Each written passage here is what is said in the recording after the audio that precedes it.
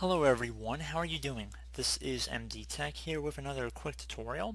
In today's tutorial I'm going to show you guys how to copy a formula to multiple cells in Excel. So this should be a pretty straightforward tutorial, and without further ado, let's jump right into it.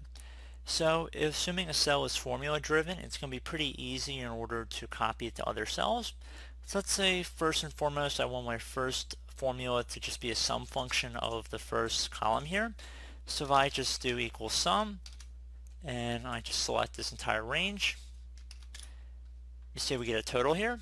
Now instead of actually having to do that for every individual column, all I have to do is actually just drag this over, grabbing the bottom right corner of it, and then just dragging it over, and that'll sum up each column. And you see I have a couple blank columns in here.